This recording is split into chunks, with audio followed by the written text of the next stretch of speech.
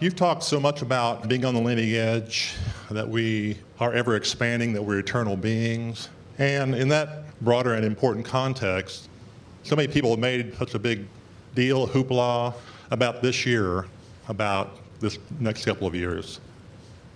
Is humanity really, as a whole, on the cusp of a quantum leap in consciousness? Well, we've been calling it the time of awakening, the time of realizing who you really are.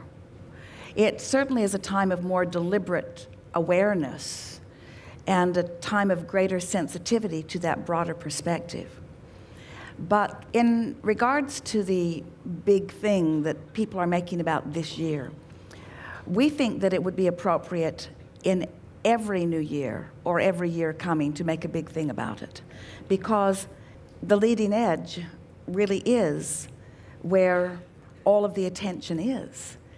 And the reason that we put the word awakening into it is because humanity has always had access to this non-physical energy stream.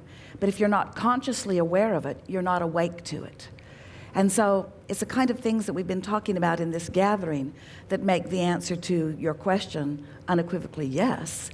But it's not because it has changed from the non-physical viewpoint. It's that more humans are becoming consciously aware of their relationship with what is non-physical.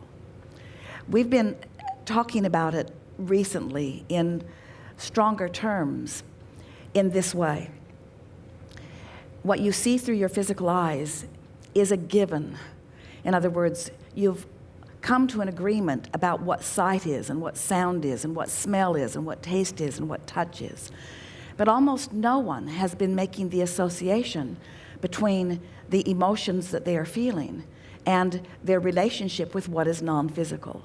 And as more of you are doing that and beginning to, taste is the wrong word, but it seems appropriate, to taste the subtlety of the non-physical energy, that's really what's happening. It isn't that things are changing so much, it's that your ability to see them is changing.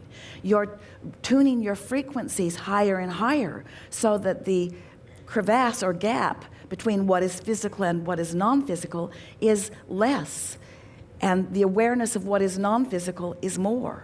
That's what's happening. So it's not so much a quantum leap as a subtlety. Quantum leaps are never a good idea. Humanity hardly ever adjusts in less than a century after a quantum leap. Yeah. You really don't want a quantum leap. And really, you can't have a quantum leap. Quantum leaps are sort of a fictional way of describing leaping into something that you've been wanting for a long time. But the thing is, and it's annoying to most of you, that unless you are in the vibrational vicinity, you're not going to realize it. Yeah. And so you can't not realize it and then jump into the realization of it. Sometimes exaggerated contrast causes you to launch a really big rocket, which is sort of like a quantum leap. But you rarely maintain your vibrational relationship with that rocket that you've fired off, because what's surrounding you that caused you to launch the rocket is usually more dominant, and you settle right back into that practiced belief system, you see. And so a quantum leap could only occur if life caused you to launch a big rocket and somehow you were able to completely forget everything else. A lobotomy would help.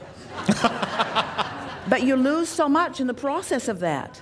Your vibration would raise, but your recognition of things would not be satisfactory, you see.